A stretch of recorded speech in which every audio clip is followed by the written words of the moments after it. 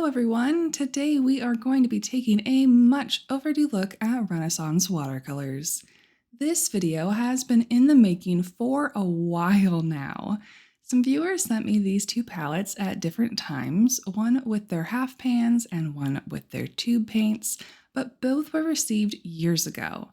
I'll talk more about that delay in just a little bit, but first let's go over some basics so that you know what you're watching in the meantime. Renesans are a Polish brand of watercolors. They carry 54 colors in their half pan range and 70 colors in their tube range. Their half pan and tube formulas are different from each other, similar to how Winsor & Newton and Sennelier present their paints, but it can be a little bit confusing to pick out colors in this brand, as some colors that share the same name are not the same hue across both ranges. Renaissance changed some of their color formulas around 2019 or 2020, so there might also be some discrepancy between the colors that I am swatching here today from these palettes that were put together years ago and what is currently available on the market, though I've done my best to try and include all the information I can in this video and let you know which colors I believe have changed so that you have the most information possible. I would recommend viewing this video as an overall review rather than one of my more detailed swatching guides to pick out specific colors. That being said, let's start off with some of the half pans. I believe the palette that was originally sent to me was their 24 standard half pan set. I have replaced some of those colors, like titanium white and ivory black, with colors that I will personally get more use out of. If I'm being completely honest, I remember that I wasn't super impressed when I first received the palette and saw them for the first time. Most, though not all, of the pans have a similar look to what I would consider to be either a high quality craft grade or lower quality professional grade watercolor, like Paul Rubens. However, despite many of the pans looking quite dry, they actually reactivate readily and are very easy to paint with. These paints have what I would consider to be a heavier feel to them. They are very rich in color, but most also have some level of opacity to them. In washes, these qualities can also make the colors look velvety and soft. However, if you prefer transparent watercolors, these might not be the best fit for you. One unique quality that I found with these paints is that they are actually incredibly hard to force blooms into. When a wash dries unevenly or you add more water to a partially dry wash in watercolor painting, usually you will get something called blooms, backruns, or cauliflowering, where the wet water pushes into the already dry paint.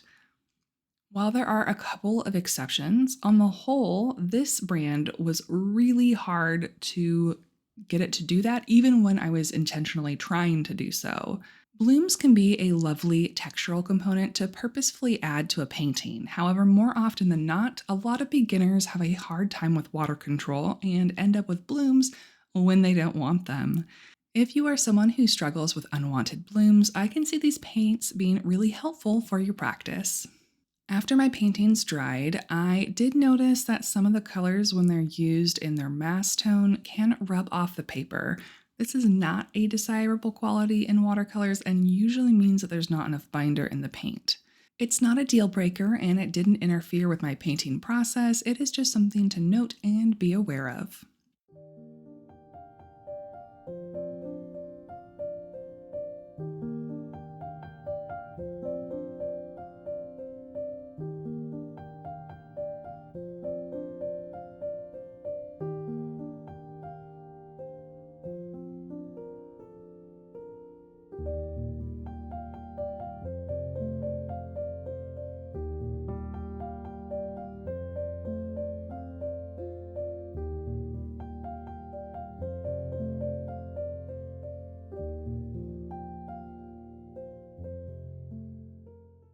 There are some really standout colors in this palette.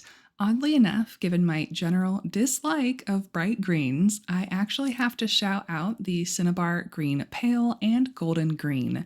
They both have this beautiful glow to them that is really lovely.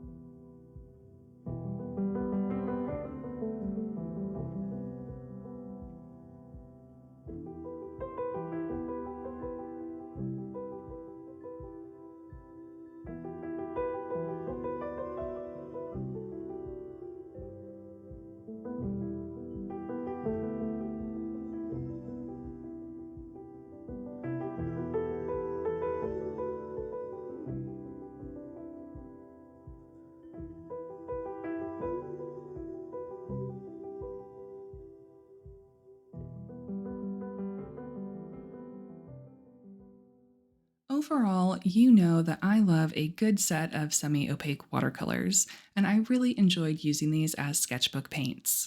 I think that a big draw for this brand years ago when they hit the market was their affordability. I don't remember exactly how much they used to be, but currently half pans are $5.25 each, or $90 USD for a set of 24. The increase is most assuredly due to global inflation, import costs, etc., all of which are completely valid and reasonable reasons for raising prices. However, as someone who lives in the United States, that now puts them as being more expensive than Roman Schmal ordered from Jackson's, or a tad less expensive than ordering from Da Vinci, which is a US company. Of course, all of these prices are relative to what I have access to in the US, and at those prices, I don't know if I can solidly recommend them over other brands that are more easily accessible. However, if Renaissance are more affordable in your country, then I can say that I very much enjoyed painting with these, and I would recommend them if you also enjoy vibrant, semi-opaque watercolors. In preparation for this review, I painted 3 little sample pieces in my sketchbook over a couple of weeks to get better acquainted with these paints.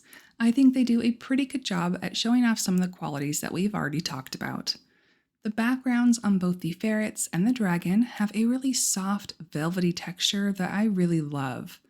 On the rump of the darker sable ferret, you can see how the paints can layer gently, and I was just able to get a little bit of blooming in the tail by adding water to the area after the paper had lost most of its shine in that wash. The otter shows off how vivid their colors are, and I had a lot of fun with this palette. However, this is also the first place that I noticed that the dry paints rubbed off on the side of my hand while I was working. I continued to see that in the darker areas of the dragon as well, where there were multiple layers of dark paint. Before we start talking about the tube paints, I thought I would share just how long this video has been in the making and how to find these paints. Renesans has a sole distributor in the US, April Mathis of A Little Creative Me on Etsy. Back in 2018, April contacted me asking if I would consider doing a review of Renesans. At the time, I think I already had at least one of these palettes, if not both of them, but I was super swamped with a backlog of videos, and I let her know that I wouldn't be able to do so at that time. We all know what happened in early 2020, so we'll fast forward to 2022. I finally wrote back and was like, "Hey April, I'm finally doing the thing." I even asked her if she would be willing to send me a couple more pan colors to fill out this palette, and she very kindly agreed to do so. And then my life continued its steep decline into what I will refer to as Denise's Great Depression of 2023. April, I know I've already apologized to you, but again, I'm just so sorry that it took this long. In December of 2023, I finally dove back into these watercolors so that I could give them a fresh and proper review that they deserved. But here's the thing, I have a pretty severe personal flaw of carrying any and all guilt that flutters through my mind. It doesn't have to be real guilt. Sometimes my brain just likes to make things up when it senses an opportunity to do so. I want to stress that April never put any pressure on me to review these paints, but there hasn't been a week over the past several years that I haven't thought about needing to make this review. So all the perfectionists out there with executive dysfunction can probably see how we ended up here. That is a very long-winded way of saying that a simple swatching video or first impressions review was not going to cut it after I put this off for so long. We gotta go all in, so now let's talk about the tube colors in addition to the pan colors. When I was trying to pull this video together in 2022 and looking at the swatches that I had alone, I actually preferred the pans to the tubes. As someone who almost exclusively paints from tube paints that have been dried in a palette, this was really surprising to me. The first interesting quirk of their tube formulas is that they are made with honey. That part's not the weird part. There are several brands of watercolor that are made with honey, but let's talk about some of the effects that this has on the Renesans tube watercolors. All paint is made with a pigment and a binder. In watercolors, that binder is gum arabic, and you can consider these two ingredients as the base recipe. However, other additives may be included to change the way a specific brand handles. Honey is a humectant that draws moisture from the air And in a watercolor formula, it helps to keep the paints from drying hard as a rock, or in this case, as hard as pigment and gum arabic. This allows a paint to reactivate more easily than a paint that does not include a humectant. Having a lot of honey in paint can make them so moist that they are prone to, moving around out of their assigned living arrangements. Like M. Graham, if you live in a non-arid environment, I recommend that you keep your Renaissance tube palettes flat. Storing palettes vertically or haphazardly in a travel bag will tempt the laws of gravity, and some of these colors might find that pull too enticing to resist. While in storage, my Aurelian Hue, Chrome Orange, Potter's Pink, and Phthalo Green had a little sightseeing adventure around the palette, so just make sure you plan accordingly. The issue of the paint running across the palette is not a deal breaker for me, but the main reason I initially preferred the pans to the tubes is because of how they handle on the palette and how they look when you paint them in mass tone. How they handle on the palette itself is actually really perplexing to me. The tube paint dried in a palette, which is how I usually work with any watercolor, is very shiny. This indicates that their formula has either more binder and or honey, and the perplexing part is that normally this would mean that they're really easy to reactivate, but I don't find that to be true with the Renaissans. They aren't the most difficult watercolors I've used, but they are harder to re-wet than their own version of pans or something like my Da Vinci watercolors that I use more frequently. They also have a rather slick tactile feel to them, as in like I can feel the sensation of the smooth surface transferred kind of like up the brush handle. That's probably just a weird neurodivergent thing for me, but I did find it a little bit, I didn't love it. I don't normally mist my palettes before painting, but with this one, I feel like I will have a much better time if I do, as it helps negate the issues that I mentioned above. For those of you who always mist your palettes before you start working, don't worry about anything I just said, it probably won't matter. However, what does kind of matter is that unfortunately this shininess of the tube paint translates into the mass tone when you are painting with the watercolors on paper. Around 3/4 of the swatch page dried with at least some amount of shine on the second layers, and a handful of them were very glossy. Potter's Pink was probably the worst offender, with the entire second wash drying with a glossy shine. That being said, if I look at the finished swatch page and my paintings under normal lighting without tilting the paper or looking for it, the shininess is not noticeable. The only time that it becomes a problem in the paintings is on areas of the painting that use higher concentrations of paint, which are usually the darker areas. Creating blooms is easier with the two paints than with the pans, but they're still less prone to backgrounds than most other watercolors I've used. Meaning, if you struggle with those unwanted blooms, this is still a good option to help counteract that. As long as you're not using a color in its mass tone, everything ends up very soft and velvety, much like painting with their pan colors, except these ones are more luminous. The best way that I can think to put it is that all of these paints, both the pans and the tubes, are kind of self-leveling. You can soften up the edges on a wash to get to the white of the paper, but everything within the wash will kind of glide around the paper before it settles in. This is really great if you have trouble with flat washes, because it'll help you with that, but if you want to vary the values within your washes, you do have to be a little bit more careful. The blues of the tube range are particularly lovely, and I definitely prefer the tube version of PG-17 to the pan version. It has a lot more saturation and variance of value. The earth yellows, oranges, and reds are also really lovely. Renaissance tubes currently cost $9.50 to $10.75 USD each. Despite the price increase from when they first hit the market, these are still very competitively priced. Another reason this video took so long to make is because I was just going to do the pan version, but decided I want to add the tubes in as well, and that meant that I needed to do more paintings and really take my time with getting to learn these paints. The first study that I did was of a pronghorn. The session went well enough with nothing super major to note. The paints performed well for the main subject. Y'all know that backgrounds and landscapes are not my thing, but I did want to take the opportunity to flood the background specifically so we could see if we can get some blooms. We got one in the upper right-hand corner of the sky and a couple of small ones in the land area. For how much water I added to the paper, I'm still pretty impressed by how evenly the colors dried. So again, I can't speak highly enough if you struggle with blooms. The second piece I did is just a loose little manatee sketch. Here I specifically wanted to test the paint's ability to glaze with dark colors and see what kind of granulation we could get. There was definitely shine on the finished painting in the darkest areas using Payne's Gray, but the latter was a success, showing us some nice granulation throughout both the water and the manatee. The final painting that I did with the tube paints was a study that I intended to be preparation for a larger art piece. And here's where I had the breakthrough and why it is so important to give your paints more than a swatch card or even one or two paintings to get to know them.